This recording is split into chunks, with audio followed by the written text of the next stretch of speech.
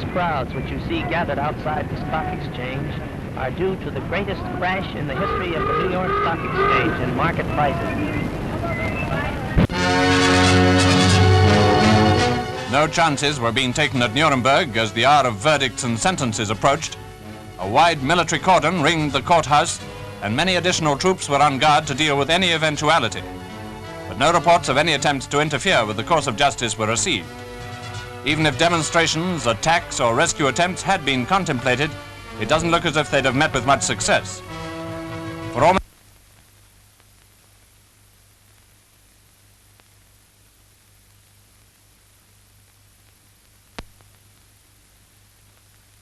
attitude, others kept up an appearance of arrogance to the end. Crazy arrogance in the case of Hess.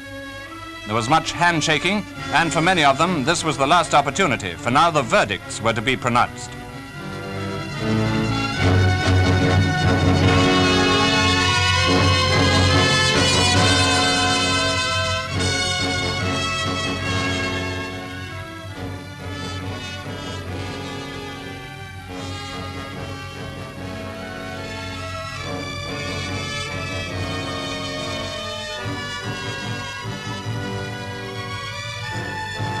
Before the verdicts on individuals were given, Lord Justice Lawrence spoke for the tribunal on the subject of the SS. In connection with the administration of the concentration camps, the SS embarked on a series of experiments on human beings which were performed on prisoners of war or concentration camp inmates. These experiments included freezing to death and killing by poison bullets. Hess, in spite of having a blanket round his knees, appeared to develop cramp or something. Ribbentrop's attentions proved ineffective, and Hess was allowed to leave the court for a time.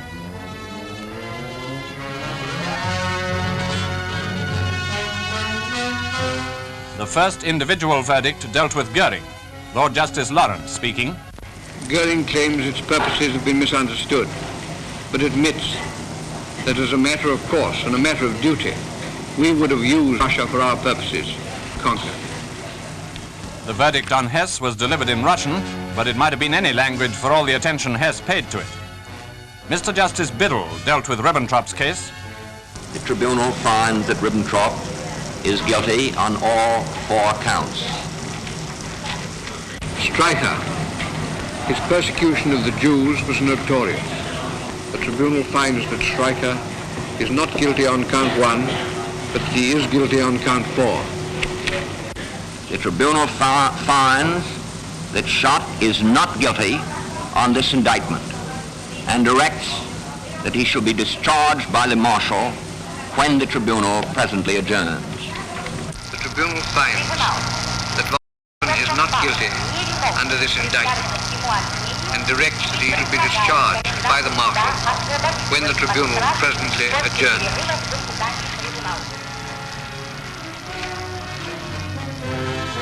As we know, in addition to Schacht and von Papen, Hans Fritzsche was also acquitted. All 3, not unnaturally, received congratulations from the others. The scene that followed later, when the 3 men were permitted a mild celebration and interviewed by the press, has received much publicity. But it's really beside the point. The point being that the tribunal acquitted them on the charges brought against them. It certainly stresses the fairness of the trial. On the last day, the day of sentences, filming wasn't permitted. Outside the courthouse after the sentences, newspapers were quickly sold out. As I say, the final scenes inside the court couldn't be photographed, but there is this record of some of the last words spoken during the historic trial of Nuremberg. Defendant Hermann Wilhelm Goering, the International Military Tribunal sentences you to death by hanging. Defendant Rudolf Hess, the tribunal sentences you to imprisonment for life. Security Council, the Cabinet, and bipartisan congressional leaders. Ladies and gentlemen, the President of the United States. Good evening. This government, as promised, has maintained the closest surveillance of the Soviet military buildup on the island of Cuba. Within the past week, unmistakable evidence has established the fact that a series of offensive missile sites is now in preparation on that imprisoned island. The purpose of these bases can be none other than to provide a nuclear strike capability against the Western Hemisphere. The characteristic of these new missile sites indicate two distinct types of installations. Several of them include medium-range ballistic missiles capable of carrying a nuclear warhead for a distance of more than 1,000 nautical miles. This urgent transformation of Cuba into an important strategic base by the presence of these large, long-range, and clearly offensive weapons of sudden mass destruction constitutes an explicit threat to the peace and security of all the Americas. Neither the United States of America nor the world community of nations can tolerate deliberate deception and offensive threats on the part of any nation, large or small. We no longer live in a world where only the actual firing of weapons represents a sufficient challenge to a nation's security to constitute maximum peril. Nuclear weapons are so destructive and ballistic missiles are so swift that any substantially increased possibility of their use or any sudden change in their deployment may well be regarded as a definite threat to peace. I have directed that the following initial steps be taken immediately. First, to halt this offensive buildup, a strict quarantine on all offensive military equipment under shipment to Cuba is being initiated. All ships of any kind bound for Cuba, from whatever nation or port, will, if found to contain cargoes of offensive weapons, be turned back. I have directed the continued and increased close surveillance of Cuba and its military buildup. I have directed the armed forces to prepare for any eventualities, and I trust that in the interest of both the Cuban people and the Soviet technicians at the sites, the hazards to all concerned of continuing this threat will be recognized. Third, it shall be the policy of this nation to regard any nuclear missile launched from Cuba against any nation in the Western Hemisphere as an attack by the Soviet Union on the United States, requiring a full retaliatory response upon the Soviet Union.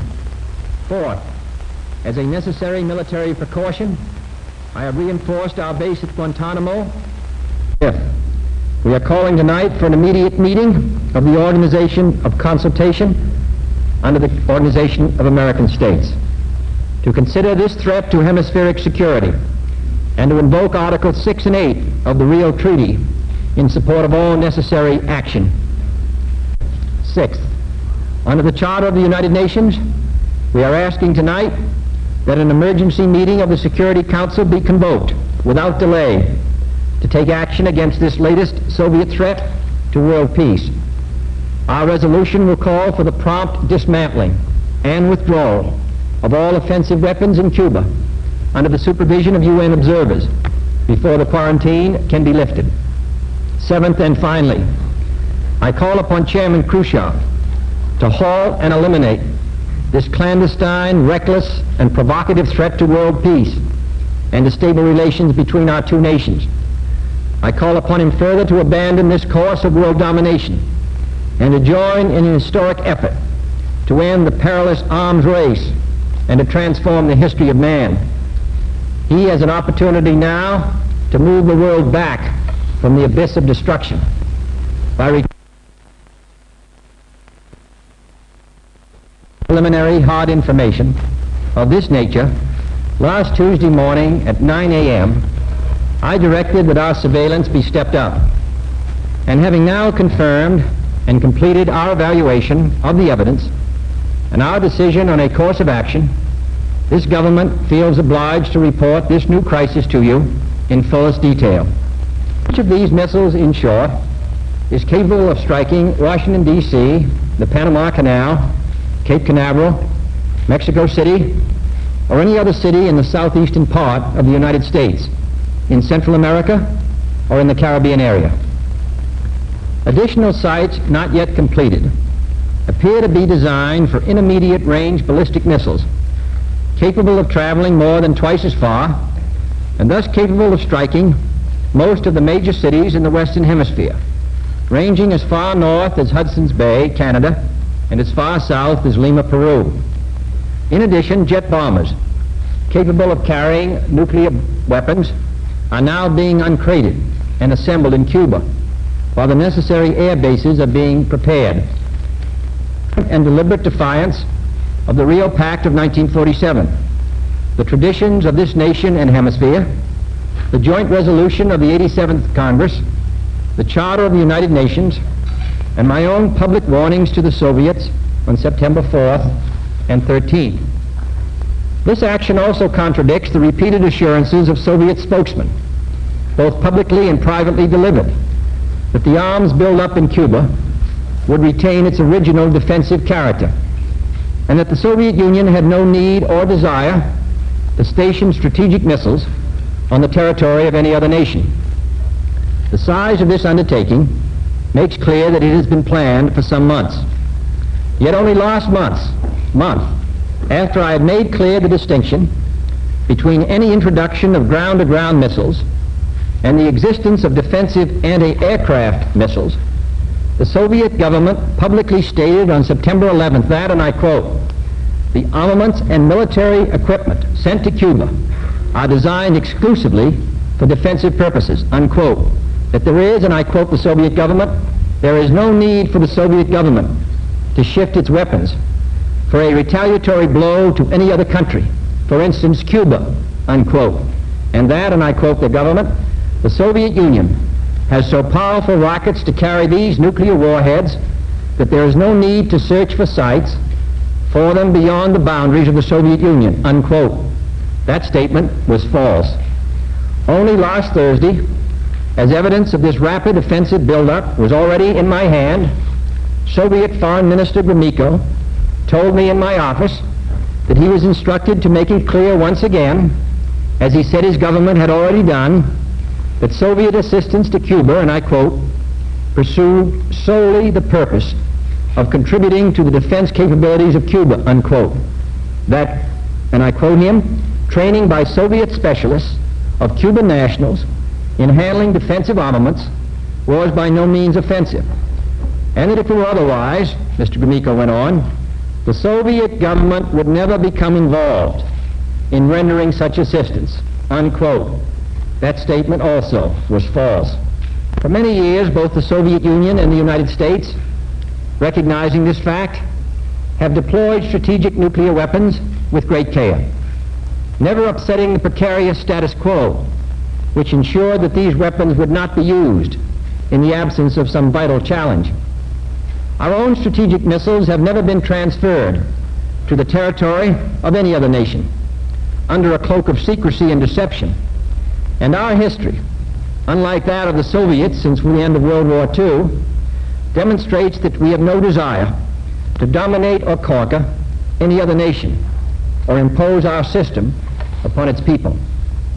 Nevertheless, American citizens have become adjusted to living daily on the bullseye of Soviet missiles located inside the USSR or in submarines. In that sense, missiles in Cuba add to an already clear and present danger. Although it should be noted, the nations of Latin America have never previously been subjected to a potential nuclear threat.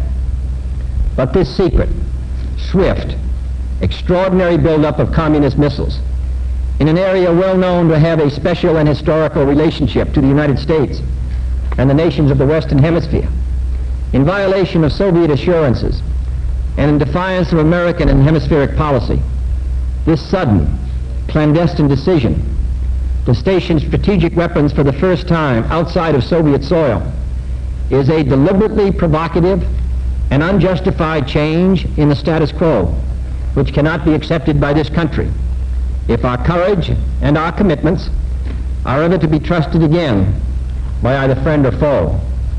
The 1930s taught us a clear lesson. Aggressive conduct, if allowed to go unchecked and unchallenged, ultimately leads to war.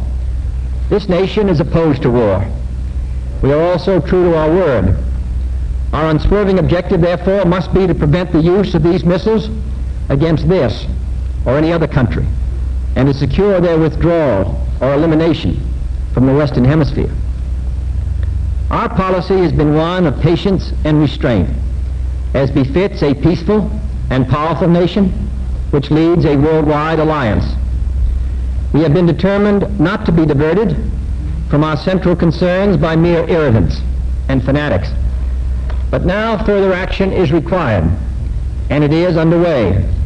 And the quarantine will be extended, if needed, to other types of cargo and carriers.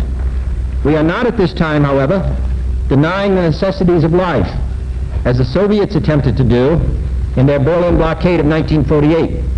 Second, foreign ministers of the OAS, in their communique of October 6, rejected secrecy on such matters in this hemisphere. Should these offensive military preparations continue, thus increasing the threat to the hemisphere, further action will be justified. Evacuated today the dependents of our personnel there and ordered additional military units to be on a standby alert basis. The United Nations Charter allows for regional security arrangements, and the nations of this hemisphere decided long ago against the military presence of outside powers. Our other allies around the world have also been alert. Turning to his government's own words that it had no need to station missiles outside its own territory, and withdrawing these weapons from Cuba, by refraining from any action which will widen or deepen the present crisis, and then by participating in a search for peaceful and permanent solutions.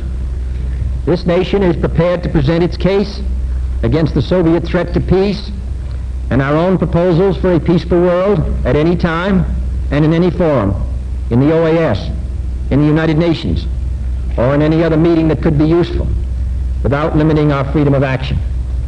We have in the past made strenuous efforts to limit the spread of nuclear weapons.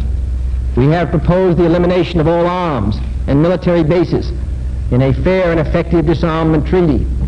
We are prepared to discuss new proposals for the removal of tensions on both sides, including the possibilities of a genuinely independent Cuba, free to determine its own destiny. We have no wish to war with the Soviet Union, for we are a peaceful people who desire to live in peace with all other peoples. But it is difficult to settle or even discuss these problems in an atmosphere of intimidation.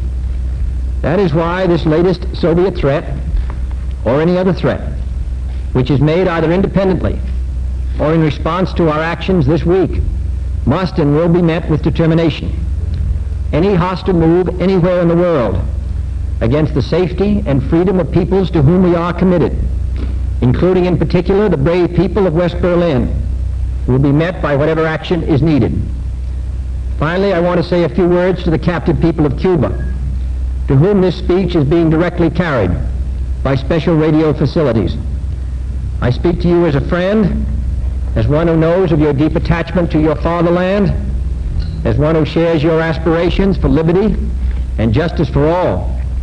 And I have watched, and the American people have watched, with deep sorrow, how your nationalist revolution was betrayed and how your fatherland fell under foreign domination. Now your leaders are no longer Cuban leaders, inspired by Cuban ideals. They are puppets and agents of an international conspiracy which has turned Cuba against your friends and neighbors in the Americas and turned it into the first Latin American country to become a target for nuclear war, the first Latin American country to have these weapons on its soil. These new weapons are not in your interest. They contribute nothing to your peace and well-being. They can only undermine it. But this country has no wish to cause you to suffer or to impose any system upon you. We know that your lives and land are being used as pawns by those who deny your freedom. Many times in the past, the Cuban people have risen to throw out tyrants who destroyed their liberty. And I have no doubt that most Cubans today look forward to the time when they will be truly free, free from foreign domination, free to choose their own leaders, free to select their own system, free to own their own land, free to speak and write and worship without fear or degradation. And then shall Cuba be welcomed back to the society of free nations and to the associations of this hemisphere. My fellow citizens, let no one doubt that this is a difficult and dangerous effort on which we have set out. No one can foresee precisely what course it will take, or what course or casualties will be incurred. Many months of sacrifice and self-discipline lie ahead, months in which both our patience and our will be tested, months in which many threats and denunciations will keep us aware of our dangers. But the greatest danger of all would be to do nothing. The path we have chosen for the present is full of hazards, as all paths are. But it is the one most consistent with our character and courage as a nation and our commitments around the world.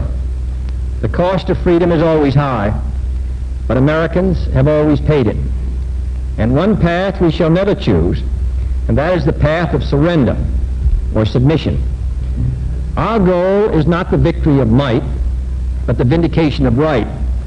Not peace at the expense of freedom, but both peace and freedom here in this hemisphere, and we hope around the world. God willing, that goal will be achieved.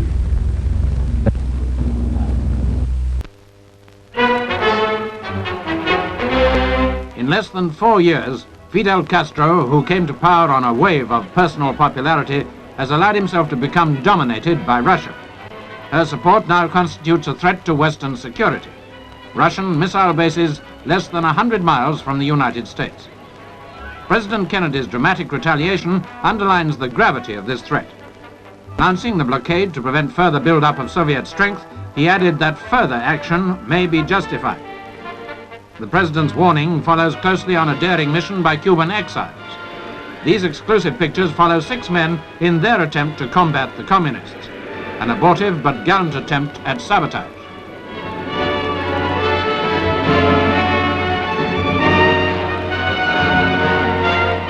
Soon after landing, enemy ground and naval patrols forced them into hiding for 5 days.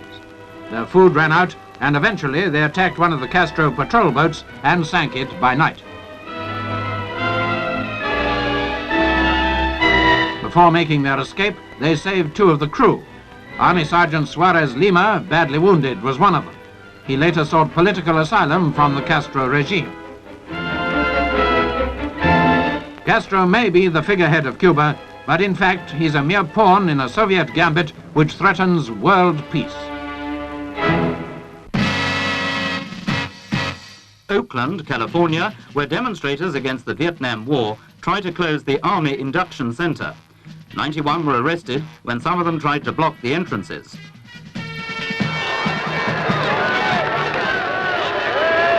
Some 240 people were jailed within 4 days of demonstrations in a week of nationwide protests, which ended with a giant rally in Washington. Police moved in quickly to carry off the sit-down protesters. President Johnson denounced the irresponsible acts of violence and declared that American policy in Vietnam would not be changed. Resistance to America's war policy has been growing for some time, but it is only recently that the voices of protest have risen to the surface.